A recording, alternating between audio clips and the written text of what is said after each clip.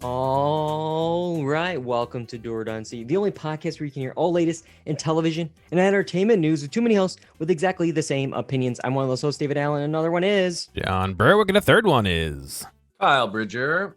I will say that I am the Ruth Langmore to John's Wyatt Langmore to Dave's Darlene Snell.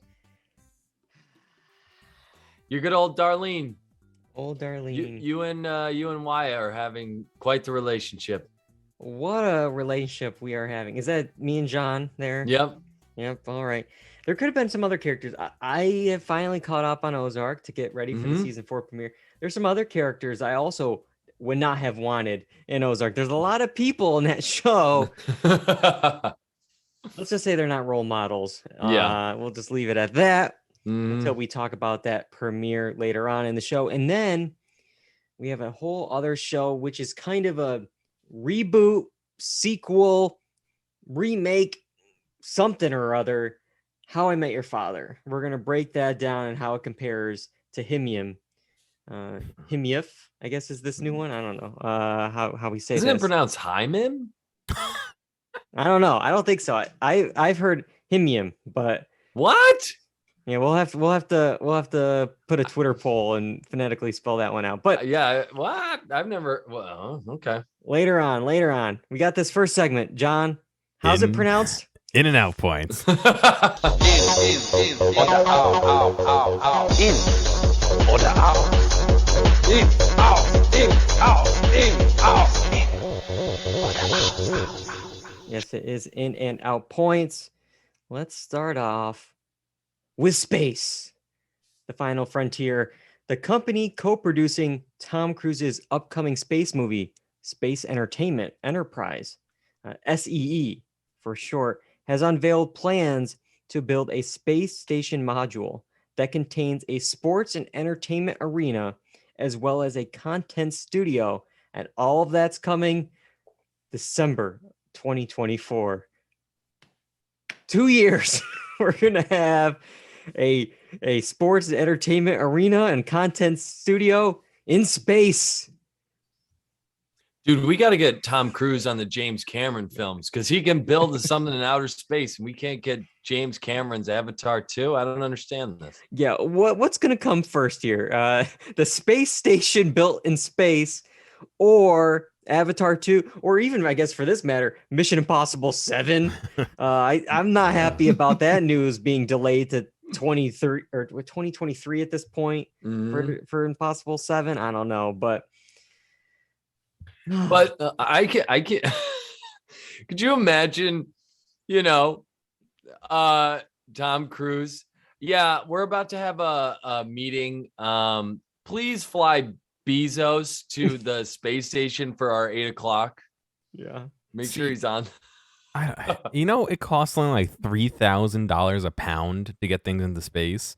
Like, is that really worth it Tom to Cruise not better pay go on for a diet. CGI? Yeah, right. Wow. Like it's millions and millions and billions of dollars to send stuff into space, and we're gonna make an arena up there for like really? I mean, is CGI not good enough? Like, I don't know. Because 99.999% of the audience for this film has never been to space, so we won't know what to compare it to. So when you show us these visuals, it's like, oh, okay, yeah, that seems like space. I don't know. Like, I haven't like it's yeah, stars, blue planet. Okay, that looks right to me. From what I've seen, yeah.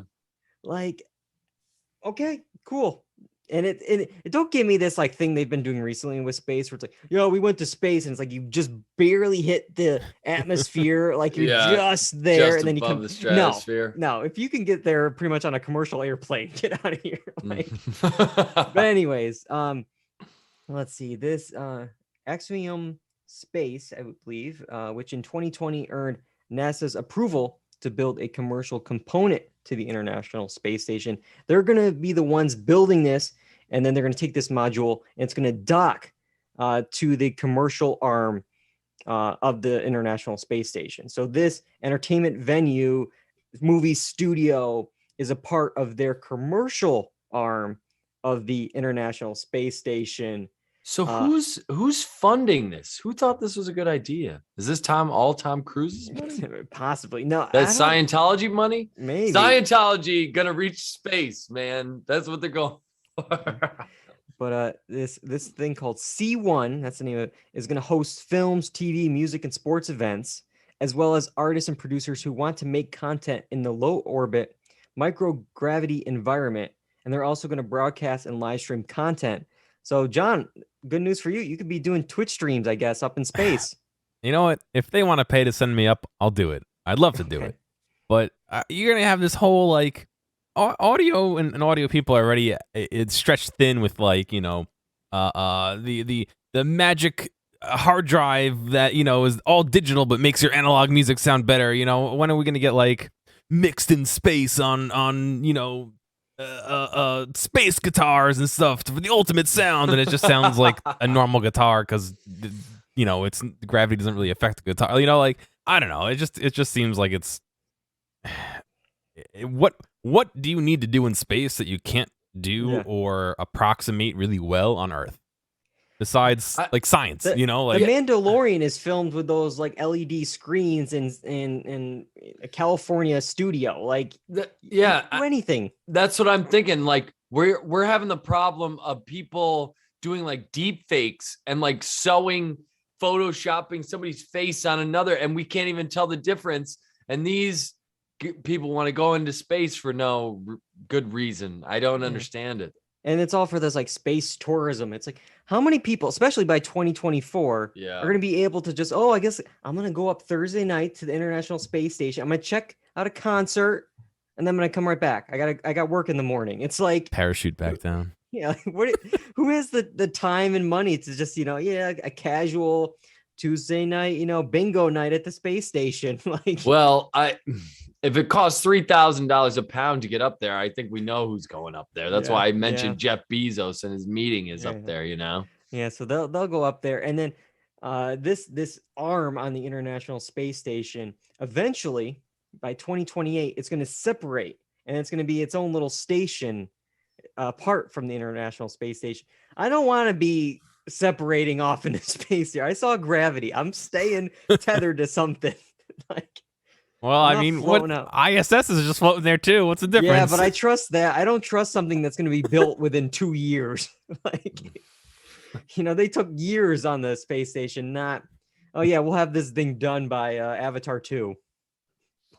Yeah, I just don't know what the purpose of it is, besides to say we did it. It just seems like a lot of work for very little payoff. Yeah, I agree. I don't get it. I don't understand it, man. Well, we talked a little bit about some Tom Cruise films. Obviously, I mentioned Mission Impossible 7. And 8 is also going to be delayed June 2024. So right around, you can probably watch this film at the space station. But Tom Cruise has another film, Top Gun Maverick, this year. It was supposed to release in July of 2019. And that's actually the same year, the same summer of our next film, Yesterday. For those who don't remember, it's about a struggling musician who suddenly finds himself the only person who has ever heard of the Beatles, and then gets super famous, reintroducing their songs to the world as his own. Now, one thing you may or may not remember from the film, that is, it starred Ana de Armas.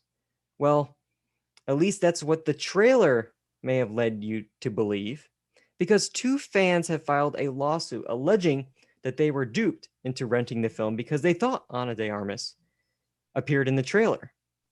They both paid $3.99 to rent the film on Amazon Prime, only to find out that she was removed from the final cut. What do you think about this lawsuit here? No Ana de Armas in Yesterday. That's a lawsuit. I think people have too much time on their hands, and how can you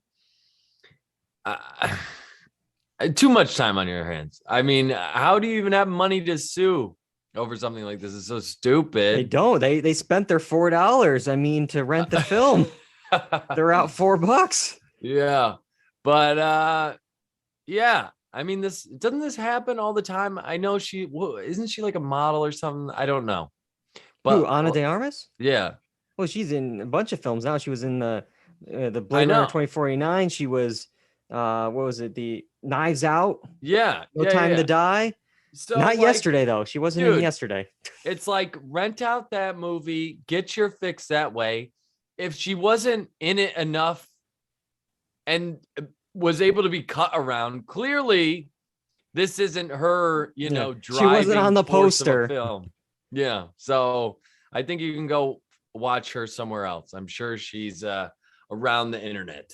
Not only that, if they're renting it off of Amazon, if you complain to Amazon, they're more likely to refund you. Like, you really need to sue? Like, talk to somebody there and get a $3 credit for, next time you buy a tub of popcorn over Amazon. Like, yeah, they hand out free stuff in like dollars and $2 or whatever every time. Like, I go to order something, they're like, hey, if you wait an extra day, we'll give you $1 credit for a digital movie or TV show. It's like they just give those things out like Tic Tac. So I mean, $4 to rent this film, I'm sure they could have gotten something back or another film that they could have watched instead. But they went with the lawsuit, and the suit accuses Universal of engaging in deceptive marketing, and they seek to recoup at least $5 million on behalf of all affected customers. Okay. Oh, we got 2 right now in the suit. That's up to $8. So they're thinking that there's at least people, I guess 5 million. I can't do the math real quick on that, but how many people there for 5 million bought the $4 movie? Can anyone do that math? 1.25 million or something like that. Yeah. So this is, I'm glad they're suing on behalf of us, please. Thank you so much. Where do I send my bill for my $2 back? No, my $20 for the movie ticket, because I saw it in theaters. Oh, yeah, wow. That's a good point. But where does it end? Like, does somebody sue Jurassic Park because the sound of the dinosaurs was made by cheese graters and grandpa snoring? I mean, I don't know. Like, when that's a fact. Where does it end? It just never ends. I'm looking at this image. We couldn't have cut out James Corden in this Dude, we film. should have had a gif of him thrusting. No, don't bring that up. But no. So yeah, you're great. Get this out of here. It's a new year. Does John have it queued up? He has it queued up at all times. At all times. Notice. But so she initially played a love interest to the main character that he meets on the set of James Corden's talk show. But test audience that saw the film did not like the idea of their main character straying from his primary's love interest. So snip, cut. We're cutting out this love flirting between the two or whatever, because no way, Jose, can our lead character have another love interest. But I don't know. Well, I'm going to sue. Yeah. Who? I'm going to sue John for keep bringing that clip up. I'm distressed every time he brings it up. But there is a lawsuit that I think you might like, John or Kyle. I'm not even going to mention it anymore.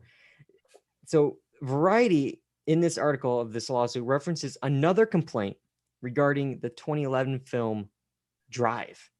In that case, the plaintiff alleged that the trailer made it appear that the film would be a high-speed action driving film, and she was not prepared for the film's slow-paced interpersonal drama punctuated with graphic violence. The film is called Drive. Yeah. It's not slow-paced interpersonal drama. Because of this? Well, yeah, it was in I don't know when the actual complaint was, but yeah, they thought it was going to be a high-speed action driving film, Fast and the Furious 9 or whatever. So why doesn't she just take to Twitter and trash them on Twitter like everyone else does? I just don't understand. What is your problem? Just get over it. It's a movie. If you don't like it, go make your own. I don't understand. Yeah. Or create a podcast with 2 other people and complain about it on there. Wait for a synopsis and yeah. If you're that concerned, find out what happens. I don't know. Yeah. But then I would sue the publication for spoiling it for me. How dare they tell me? It's so stupid. Where does this end? It People never have ends. too much time. Never ends. It never ends. Oh, well, And Drive is a great movie. So that's sacrilegious. yeah, it is. It is a good movie. Let's see here. Our next in and out point. I can't think of any transition for this. It's a sad story because a couple is being torn apart. It's their relationship has been rocked, all because of Danny DeVito. Well, a cardboard cutout of Danny DeVito. A 31-year-old woman explained in a now deleted Reddit page that her boyfriend of 6 years was told by his boss to remove the cutout from the background of his work from home meeting setup. Initially, he agreed. He decided to, remove the cutout, but later he changed his mind. And instead he bought even more cutouts. And then he even bought a oil painting to add in of Danny DeVito behind him as well. The boss then told him, hey, his career was effectively dead. So he left the position after of 12 years. But the decision was made without consulting the girlfriend, leading her to question her entire relationship with this individual. So who's at fault here? This is like divorce court. Judge Kyle Bridger, go. What's your verdict? So the guy gets fired because he doubles down on Danny DeVito. I'm not sure if he got fired. He might have left the position because his career was effectively dead. But yeah. And so then his girlfriend gets angry because he has no job anymore and just a bunch of Danny DeVito cutouts. Very much. Yeah. And the painting. Yeah. Painting. It's understandable from the girlfriend's perspective. It's like, dude, what are you doing? But also, what could his job be? Is it a therapist? And then he just has Danny DeVito in the background? What, like, it's probably unprofessional, but people have loads of other stuff. Yeah. People got caught jerking it on camera. So what's the problem? It's Danny DeVito, a national treasure. At least it's not like him poking through the Always Sunny episode. Yeah, all of his clothes are on. Mm-hmm. Yeah, he's there. He's smiling. It's a nice cutout of Danny DeVito. But yeah, if you are working from home, just slide your camera a little to the left. Just move him a little bit out of the way. You really need it. What for the LOLs, like for your coworkers? Oh, that's funny. And then I'm gonna guess there's more to the story in that he probably was having a rough time with his job anyways, and he had Danny DeVito in the background. And they were like, you can't have this. And he was like, so he moved it. And then he was like, the writing's on the wall. F this. I'm going down in a blaze, right? Of Danny DeVito's, I guess. I don't know. Yeah. You got to be careful with any kind of flame with that many cardboard cutouts and oil paintings in the house. But, yeah. But I understand from the girlfriend's perspective. It's like, especially, dude, it's been 12 years and it's like, well, what are we going to do now? You don't have a job. I have your judgment to do go all out and risk everything on what, like this dumb little, prank. What also, does that say about your character? They weren't married yet at 12 years. Well, is that right? I believe so. Yeah. So it's probably good riddance for her because after 12 years, he's not going to do it anyway. Yeah. So. Yeah. What's interesting with this isn't the first Danny DeVito cutout news in the last few years. I don't know if you guys remember this. I think this was back in 2018. There was a Pennsylvania high school student that took a cardboard cutout of Danny DeVito on a little scooter as her date to the prom. And then he later took a cardboard cutout of her in return and brought it to the set of Patty's Pub in Always Sunny. Okay.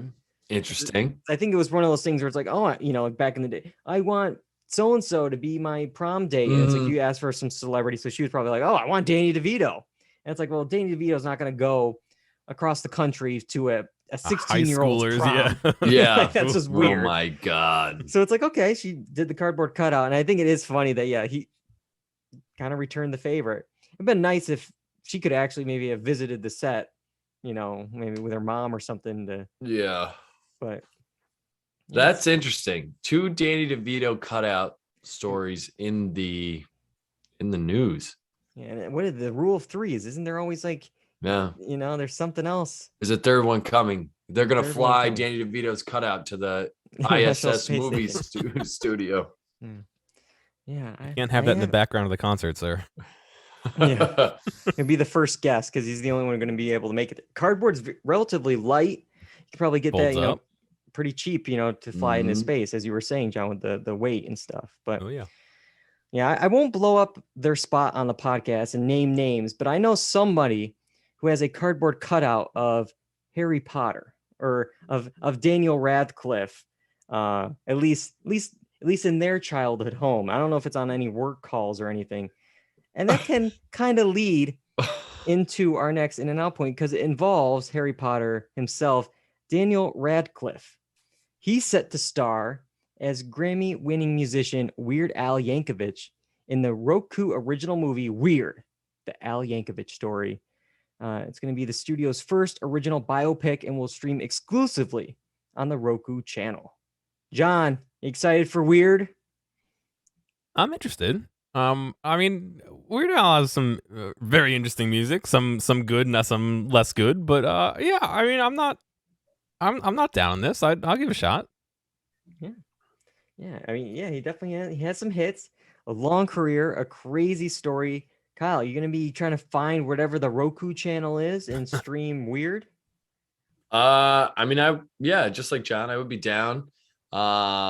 Weird Al seems like a interesting human being. And I mean, there's always stories between like his parodies and the people that created the original song. So I gotta imagine there's a bunch of material there.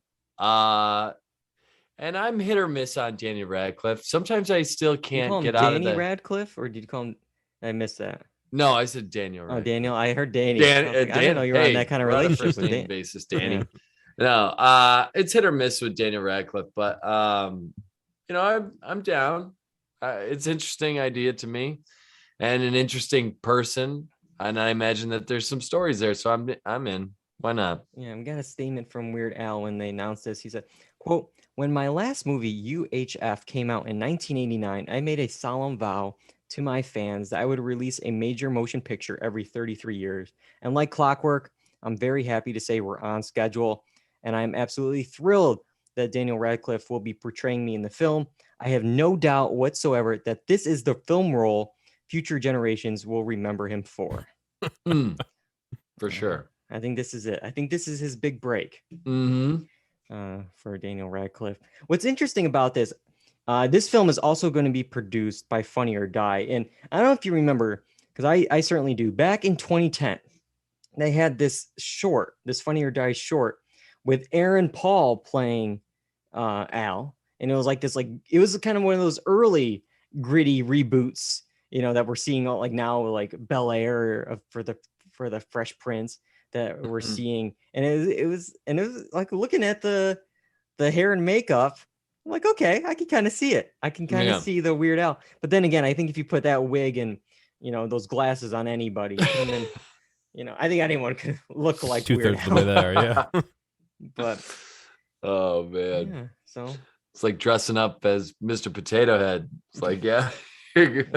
anyone could probably pull it off. Yeah. Well, we'll have to wait and see how Daniel Radcliffe does in the Roku movie. But all right. I mean, going back just to finish this off, for the Roku movie, dude, it's already everything's split up into nothingness anyways. How is anybody going to watch anything? It's going to be, I don't know how companies are going to last. I mean, it's great that they're coming out with more content, but how much money is in there? I just don't know. I don't have the exact number in front of me, but every year FX, they compile a list of the number of shows that have come out, and in the past year, and it's been growing. And I believe, I wonder if I could pull it up live on the podcast here.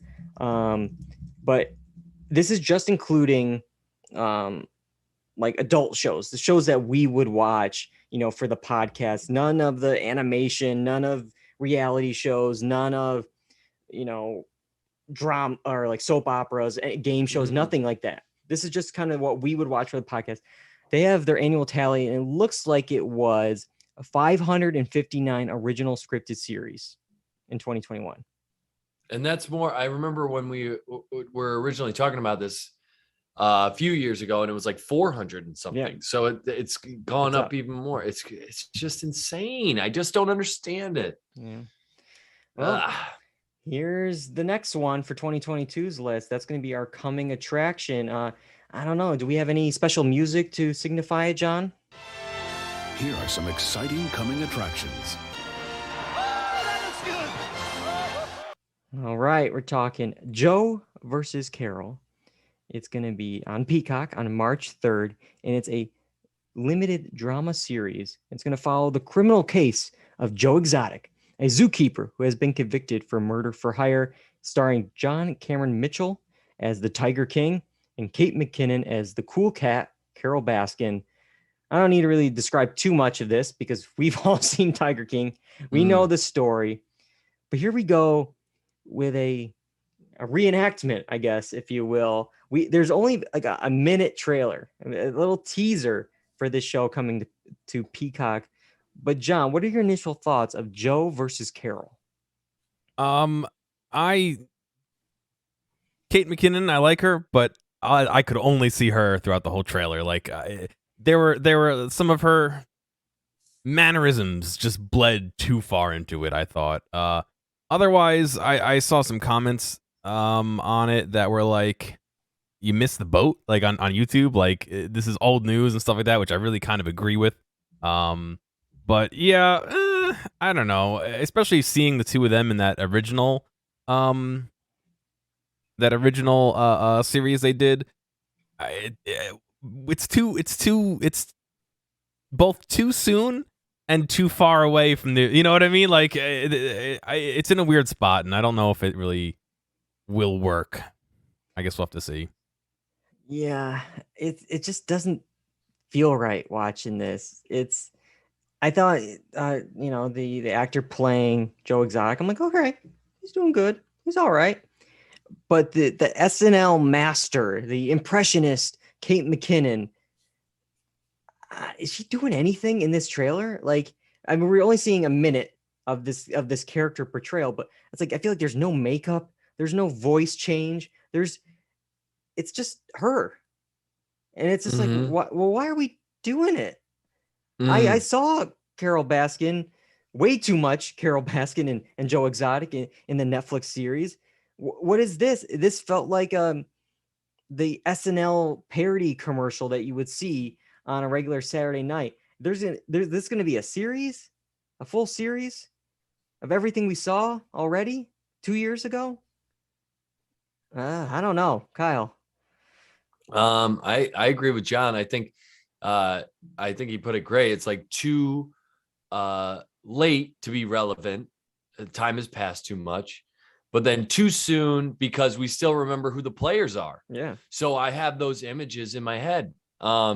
And we kind of talked about it off in the Twitter thread, but like, yeah, Kate McKinnon, it just feels like an SNL parody more so than a standalone series on its own.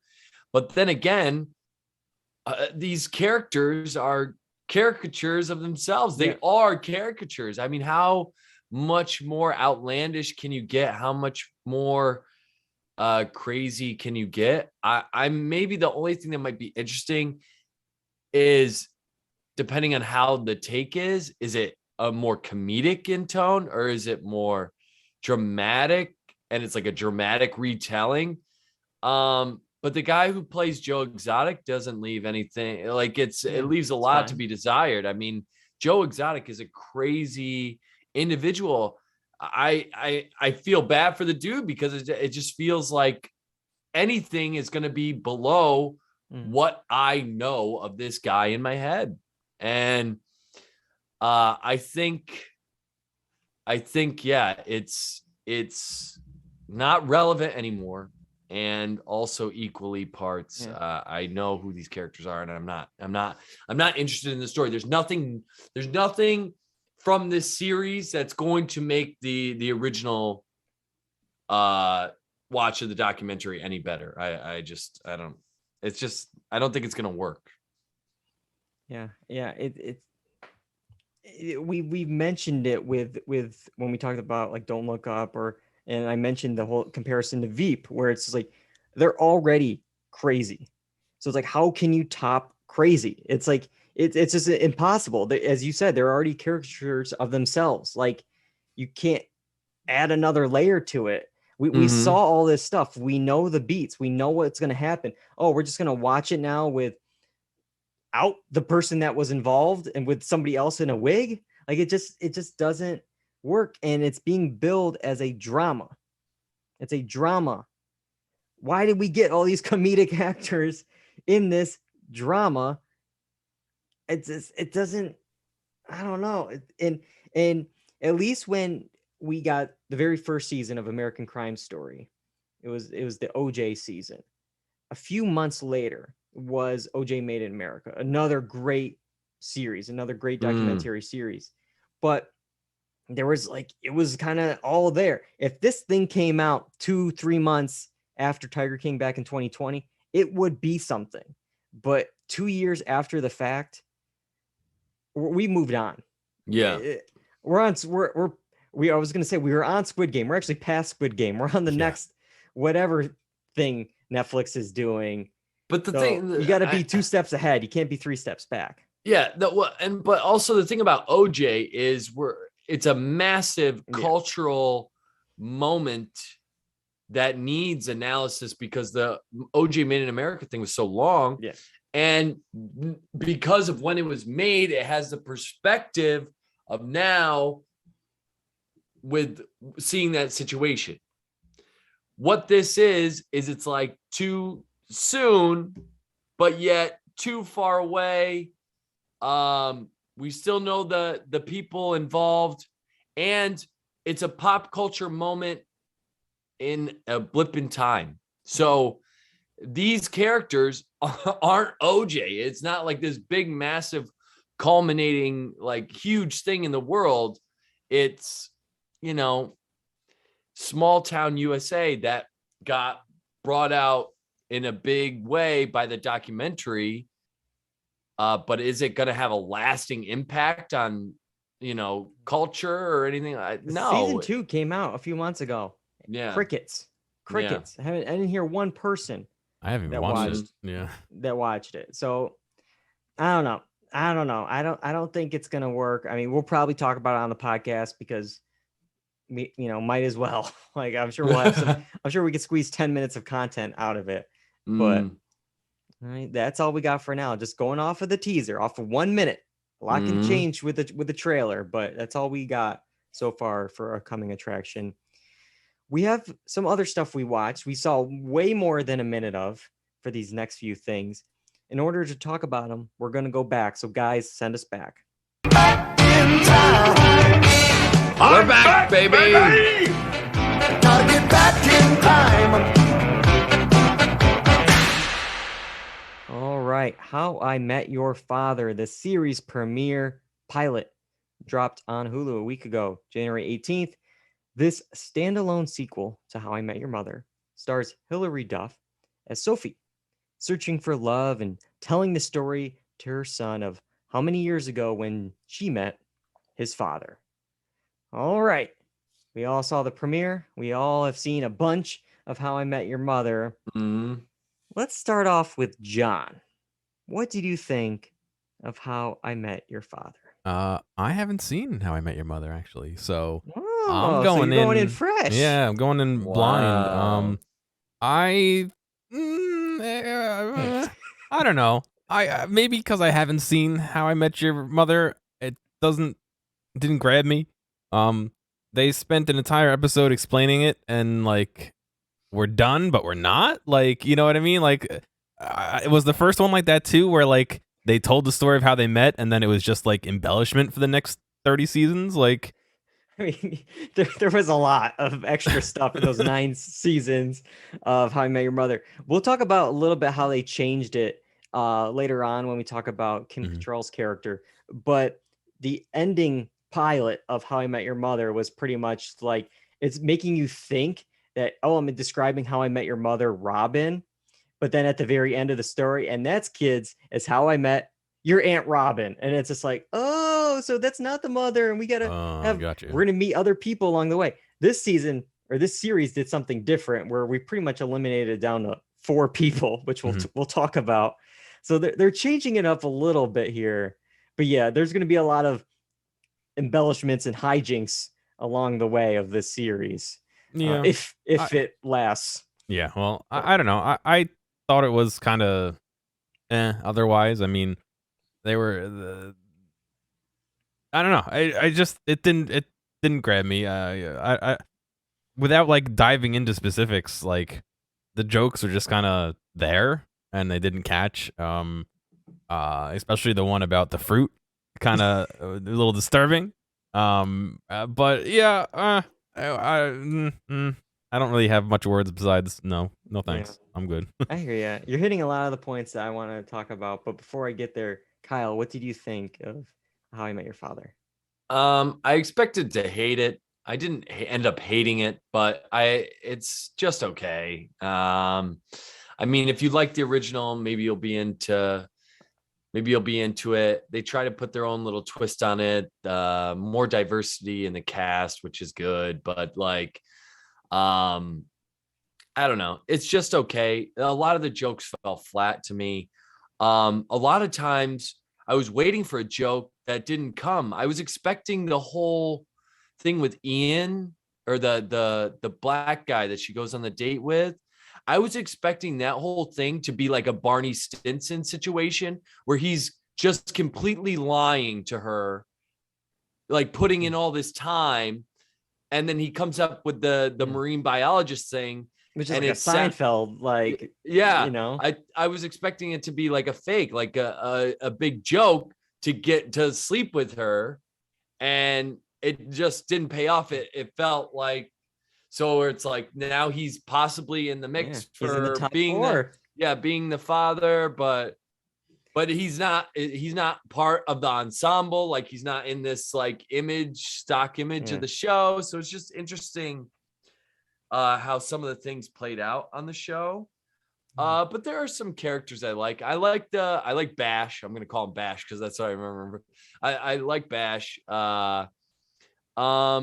I'll be interested to see if they can make the characters grow a little bit. I might say something that I might get in trouble for. Be careful. Hilary Duff, maybe it's because she's been around so long in my mind, feels a little old for this role, like old for this character. Okay. And maybe it's just in my head. Like she's only in her 30s, I know. And it's New York and people date in their 30s all the time. But to me, it just feels like it needs to be like late 20s kind of situation. You know what I'm saying? Okay. And it could just be my perception because Hilary Duff has been around I remember from like Disney Channel. With her. Yeah. Lizzie McGuire. So it just it's like one of those things where she plays a little older than than I would imagine this character would be. All right. Yeah, I think one of the highlights I think I liked of this was the cast with Hilary Duff, as you mentioned. Yeah, Christopher Lowell, who is Bash from Glow, fan favorite. I just wish this cast had something better to do. Like they gave him more material because I feel like at least in this first I only watched one episode, but none of them really feel that distinct like our original group did. Maybe I just need time, but I mean, Barney came out of the gate. You know, he was a character. Boom. First episode, first scene, he's there. And I never felt that with any of these characters. Yeah. And they all have like parallels to the original cast. You got the newly engaged couple. You have the British guy, which I'm sure we're gonna get lots of jokes about British versus American culture, which we kind of had with Robin with Canadian culture, and like so there's all these little things. It's like, oh yep, that's we had that, we had this, we had that, and the issue I have, which John kind of mentioned with it, is this I thought it was gonna be really bad. It's fine, but it feels dated. It feels it's been 8 years since the finale of How I Met Your Mother, and it feels that this pilot could have been written around the exact same time. They did a lot of jokes, and I'll run through a few that I really pulled out. That were like, there was a scene where they did the childish did not, did two, did not, did two, did two, did two. Oh, you got me. It's like, you know, and oh, the date was so good. We didn't even check our phones. Wow. It's like, is that a joke? Is that okay? And then as John mentioned, the roommate, they had like sex in the kitchen, and we did it right there. And then it's like the spit food out. It's like, I feel like I've seen all these things in every sitcom of all time. And yet this is 2022, and this is supposed to be hip, and this is supposed to be new. And, you know, even Bash is there with an iPad holding it up like a, you know, grandfather, you know, it's like, not even in portrait mode. Come on. But, and there were some other lines. They were just straight up bizarre. There was one that I pulled out that Hilary Duff says where I'm not going to do the voice that she did, but my phone's belly is hungry. Feed me, mommy. What? Like, what does that mean? Like, I didn't know what it means, but like, why? And so like the whole time I feel like I wish I was watching Love Life instead. Because that's such a more realistic New York City rom-com show. Like, it's just for 2022, this, like, I don't understand why we're even doing the network sitcom structure here. Yeah, I was confused by that too.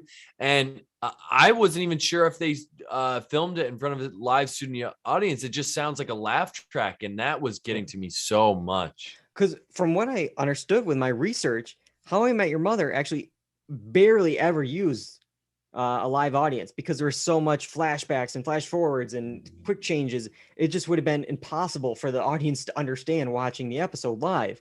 So it's like they never used it. And I'm sure nowadays with COVID, when they were shooting this, they're not doing it. Yeah. So it's like, why is it pretending we're in a live? Make it a single cam. You don't need this structure. We don't need act breaks like the old 90s, 2000 sitcoms do when this is on Hulu, a streaming service. Sure, there's people that have the ads on Hulu, but you can just put those in randomly. We don't need the, you know, act out and then come back from the act in a cliffhanger. It's like, yeah, this is a different era. It should be fitting people that are watching shows now. This is for a different audience that are watching shows now. They're not used to act breaks, because guess what? There's no acts anymore. There's no commercials. Like, but there's two things that bother me about the show, or two. One is an example of something, and the other is just I feel bad. The Asian girl who's part of the ensemble, I think she got maybe 2 or 3 lines. And she's supposed to be a part of the ensemble. And the only reason I thought she was like a one line off and then just go away. And then I saw her on the Brooklyn Bridge, and I'm like, wait, so she's a part of the crew too? She didn't get any lines. I don't know. Like, there's so little I know about her. I originally thought it was just like she was off.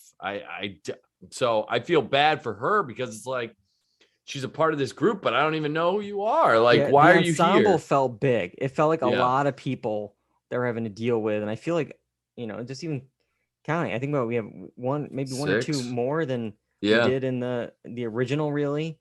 And we obviously there's more characters that we met that are not in the core ensemble. One of the characters is older Sophie, Kim Cattrall, because so we're in 2050 and we're seeing older Sophie calling her son to tell the story, but it's different this time around, because in How I Met Your Mother, we saw the kids. We never saw, until the very last episode, Bob Saget, the older Ted Mosby. But we're doing the inverse here. And it's interesting because, well, for a couple of reasons. One, it's like, well, I guess we won't know what the son looks like to figure out who his father could be. But also, they also don't need to pre-shoot anything like they did in How I Met Your Mother when they had to do the ending of season 9 back in season 2, 7 years before they have it fully fleshed out. Yeah. So it's like, okay, they're not locked into anything. So this is, I like this change of pace. I don't know if we need to fully see Kim Cattrall all the time. We could just do voiceover. We could do narration. We could just start off a little bit. Yeah. But we have her there. And then we find out at the end, the other change we mentioned earlier, that we pretty much know we're down to 4. We're down to 4 already. They said, this is the night I met your father. And it's like, oh, if it was How I Met Your Mother, they'd be like, well, actually, I met them when I bumped into him on the street on the way. No, because they showed 4 shots after they said that of 4 people. So we know it's one of them. So it's an interesting wrinkle that we're already down to 4 candidates. Yeah. Yeah. Any guesses of who you think it is? I think it's I don't know. I mean, it seemed to me like it would be Bash's character. Yeah. It almost seems like too obvious to be Bash's character, but who knows? With this type of old-fashioned show, it probably is Bash's character. Yeah. I want to mention there was another thing, and I'm kind of going off on a tangent, but when they're on the Brooklyn Bridge, they're walking across, right? Everyone walks away, and then it's supposed to be this organic moment, which is not. It didn't feel organic at all. It felt staged between Sophie, Hilary Duff's best friend, and the other guy. What's this guy's name? I forget. Bash's character, right? I don't know. Right? That's what I'm going to keep calling him.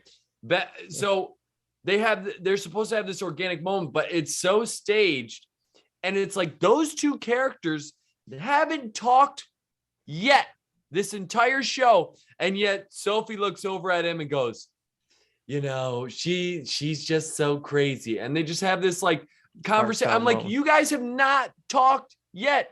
Do you even know each other? No, they don't. Ugh, it was so annoying.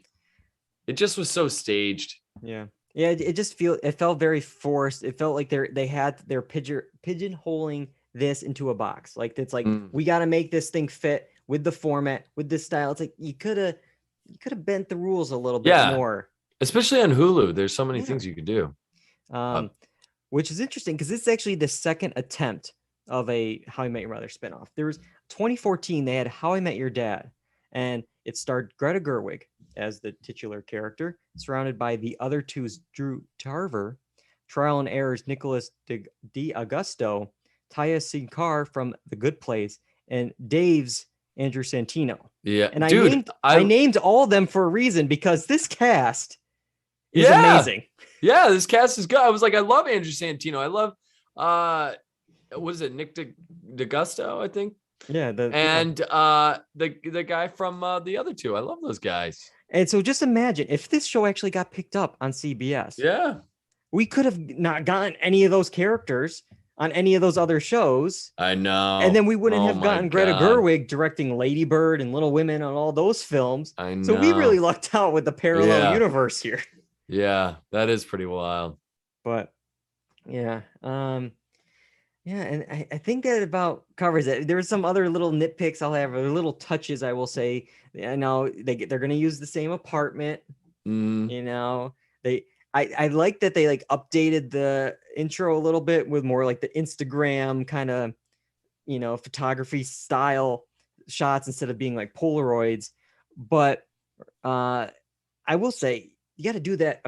You do the intro after a cold open. It just felt weird to like start the episode with that. Like you end a joke and then you go into that. At least keep that part of the formula down. Don't. Yeah. But I don't know. That's all I got for this. I don't know if I'm going to be watching anymore. I don't think so. I think we're all shaking our heads. No, it's fine. If you want, you can go back and watch the original How I Met Your Mother. And we talked about it. We had like a special discussion of the 15-year anniversary back in 2020. We talked about that in The Office. So you can watch that in 291. But yeah. You know, some of the things don't hold up as well, but it's still pretty funny. Yeah. All right. One more thing to talk about. We're going to squeeze it in before we have a very important date tonight. We're going to talk about Ozark season 4A, because it's a half season. It's the premiere of that. The beginning of the end, January 21st on Netflix.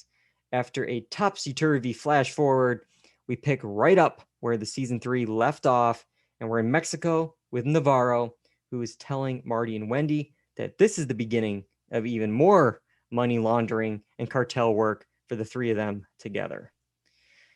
So I want to start off, Kyle, if you'll indulge me with because I've never talked about Ozark. I think you maybe did a couple things for the Instagram page and some quick checks when you were catching up, but I recently binged it all to catch up to the season 4 premiere. So I'm going to give my quick thoughts of the show. I'll say overall, I'm kind of mixed on the show. There's definitely some wild moments. There's some crazy things that happen. There's a lot more plot than Breaking Bad. But for me, there's a lot of things that like, it's hard for nobody really sticks around long enough for me to care about a lot of people on the show because they're constantly just dying. Like it's just, in these wild moments. If anything, there's characters that I actively hate on the show. And so it's like any people that I don't hate, all right, I'll root for you, I guess, because it's, but I'll just say right now, I can't stand Wendy. This no against Laura Linney's performance. The character of Wendy, I can't stand. The amount of work and problems she causes. Yeah, she does. She talks especially to everyone. In season 3, yeah. Like she talks to Navarro like he isn't Pablo Escobar. Pretty much. I know. He just shot somebody in the head. Don't say no to him. Don't say no. Like say whatever you literally just saw it happen.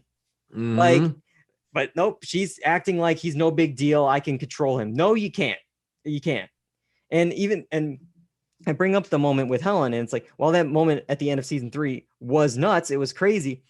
I also feel like it puts them always in like the same spot that they were in regardless. No matter who's in charge, that person could always kill Marty and Wendy, just like they did with that. Like, because a week before this, they were worried that Helen and her crew were going to do the exact same thing. And then in season 1, they were worried about that guy, whatever his name was going to do the exact same. So they're always like, oh, this heightens it up. It's like, well, actually, we're in the same spot theoretically that we were. And I think that's what Jonah's thing is. Yeah. I think Jonah is seeing is like, dude, you can't lie to us anymore. We're in the exact same problem. Nothing is changing. You keep telling us the same thing over and over again. And, he's done with it. He's just sick of the crap. Yeah. And with all that being said, I kind of mentioned some characters I don't like. I like Ruth. Great performance as you've talked about. I definitely agree with that, what Julia Garner's doing. I like Marty. I don't know if it's just because of Jason Bateman and his past work, whatever it is, but I guess those are the two characters I'm kind of rooting for in a way. And watching the seasons, I definitely think like season 3 actually probably was the best of the 3. I was kind of mixed on season 1. Season 2 kind of got in the weeds for me. I feel like it got very complicated, very bogged down with Wyatt's dad and the FBI guy, and Rachel and the FBI guy, and Ruth's dad with the FBI guy. Yeah. Like, the FBI guy, I didn't like him. I was glad. Yeah. But then it's like season 3, it was a little easier to follow. Okay, more focused storyline. Casino. FBI's here again, but it's a girl this time. Like, so it's like it's easier to follow. Yeah. And figure out what we're trying to do and say. But all right, that is my quick recap review of the first 3 seasons. We got the season 4 premiere, Kyle. What did you think of this premiere? I liked it. I do like Ozark overall. Like you said, I like Jason Bateman. And although I do hate Wendy, she has changed over time. So I think they have developed her well, but yeah, I just don't like her as a character. Yeah. But I've come to appreciate like Jonah and isn't it Charlotte? I think more because I didn't like Charlotte in the beginning. But I was ready for this emancipation you want. Great, get off the show. Yeah. I was with you on that. Yeah. But I've grown to like both of them, especially Jonah. Glad to see that this show actually involves both son and daughter, unlike the Mad Men situation where it's like they changed Billy like 85 times, you know. But it's gonna be interesting. We have Navarro in charge. It seems like his nephew's trying to make a play at the Power. And Darlene, who's crazy, is back in the mix, and it's all kind of gonna be tied together. So it'll be interesting to see how it goes down. But a couple of wild things happen. I mean, spoiler alert, I wasn't ready for the sheriff to die. That was an interesting little. As soon as as soon as that door opened, it was like when the nephew's staying at Helen's house there, sheriff comes in to check in, and we got the scene a little bit earlier where whoever it was, Wendy or Marty, said pretty much, oh, well, Helen and Darlene, they have the sheriff like in her pocket. It's like that's on her side. And it's like, well, that's it for him. That's it. So of course he kills the sheriff, which creates another body that the son sees to piss him off. Yeah. Who seems like he's going to be working with Ruth. They're getting kind of like their own Civil War succession, two sides here. We got Ruth on her own, maybe trying to buy a hotel, the money launder herself. And the son is angry enough with the death of Ben. It's like, oh, maybe I'll give Ruth my software. I'll work for her because I don't like my dad and mom right now. And then you got the cartel saying, well, we don't want Ruth's associate and cousin's lover, which is a storyline I don't want to get too far into. Yeah. Darlene and Wyatt. But it's like, we don't want them making heroin on their land. So it's like, it's only going to piss them off more against Marty and Wendy. So it's like, they can't win. They can't win. Yeah.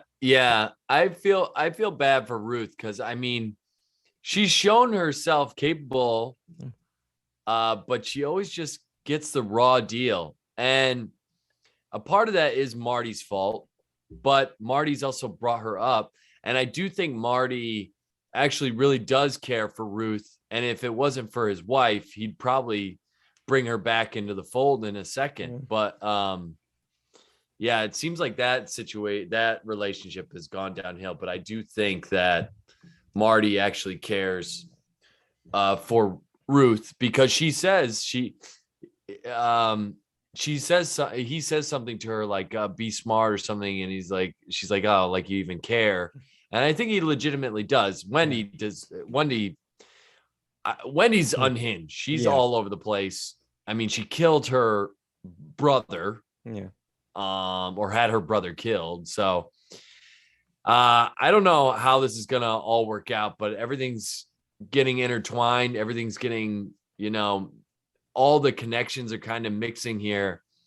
That once one of the dominoes drops, it's gonna be hard. And I'm interested to see how it drops because, like, anytime there's a final season of a show, Americans or Breaking Bad, it's fireworks because all this stuff has been leading up to it. Stuff can really go down. This show, as I mentioned before, stuff always goes down. It's crazy. Anything could happen at any moment. Anyone could die. Boom, boom, boom. And it's just like, we got this thing with Navarro here. He wants out. He wants to be free and go in between Mexico and US and do his thing. And it's a crazy idea. Wendy, calls him out for it. She has a point, but also it's like, well, he's like, well, why are you still alive then? Like, if if it's so crazy, you can't do it. I'll just get rid. It's like, she dial it back. But what are they going to do? And then how do we get to this moment that we get this flash forward of? Yeah. Where it seems like they're in a good spot until the car, turns over. It's like, did they succeed? Did they get him free? Is it all okay? Are they happy? And then we get this, car crash open, and it's like, where is that going to be? Is that going to be the end of 4A? Is that going to be the end of 4B? Is that the finale? Is that setting up something? Like, there's so many questions with that. Yeah. Who knows what's going to happen?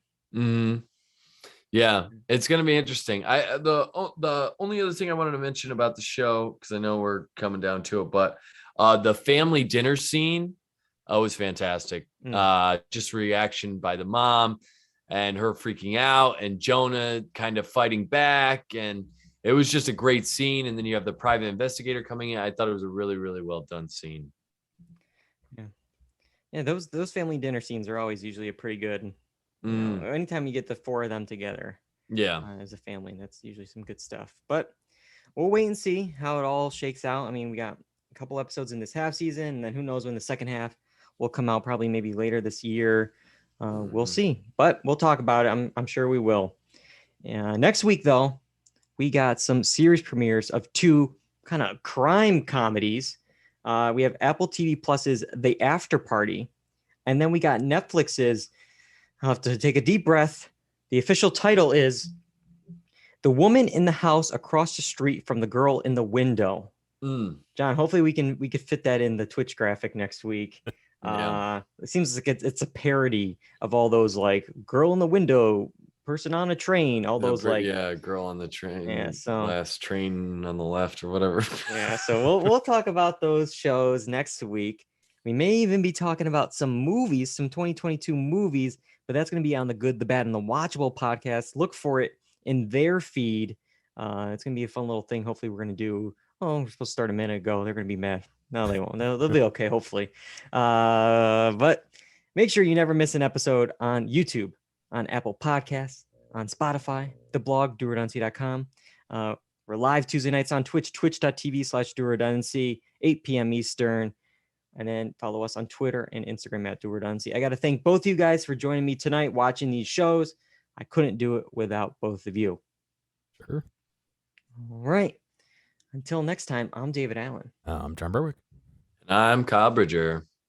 And that's, kids, is How I Met Your Father. Goodbye, everybody.